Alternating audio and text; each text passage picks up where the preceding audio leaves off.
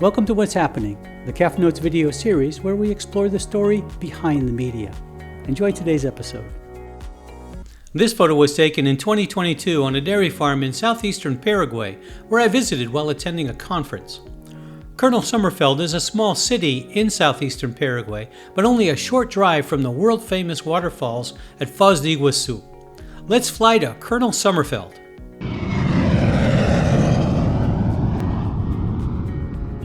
So what's happening? We know that calves need to start eating forage at a certain age, but the question is, when offered forage ad libitum, what would calves rather eat, grain or forage?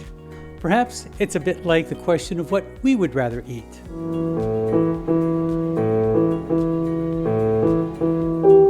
The real issue here is, although this is a very common method of feeding calves around weaning time, it's not optimal. When offered a choice of what to eat, research shows that many calves eat too little forage, others eat too much, and quite a few eat none at all. Controlling nutrient intake is a real challenge during this time. How do farmers feed forage to calves? Some offer free choice, as in these pictures from Russia, the UK, and Brazil. Others try to mix with grain. Here we see various mixtures of forage and grain with the idea to convince calves to eat forage. Most larger farms that I've visited simply offer a section of the bunk as forage and a portion as hay, as in the picture on the left from China. The photo on the right is our same farm in Paraguay, and you can see that all the calves are eating the grain and none are at the forage bunk. The final two pictures are from the same farm in China. This group top-dressed the forage, expecting the calves would eat forage first and the grain only after the forage was consumed. As you can see, the calves were quite able to push the forage out of the way to go directly to the grain. Research from the Provimi group and published by Dr. Mark Hill in 2008 shows the variability in voluntary forage intake in calves when offered forage during the first 2 months of life. You can see that many calves ate very little or no forage, while others consumed some more.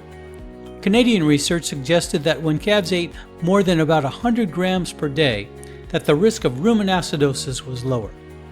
You can see here that only 8 of the 24 calves in the Provimi study reached this level. After 2 months, calves will generally begin eating more forage voluntarily. The average forage intake is about 8 to 10% of total dry matter intake, showing us that calves generally prefer grain to forage. A better way to manage forage intake is by blending a dry TMR with about 10% forage. This ensures that all calves are getting the same nutrients every day. Here are a few resources if you'd like to take a deeper dive into the topic of forage feeding for calves. Feel free to stop the video and scan the QR code to go directly to the website. Articles from Penn State Extension. Ward's Dairyman discuss the ideas of when and how to offer forage for calves. They're both good and easy reads.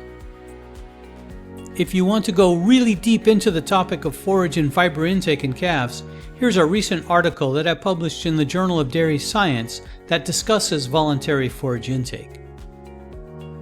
Remember, calves crave concentrate even when they need forage. Remember, when calves, like kids, get to select their own diet, they don't always make the best choices.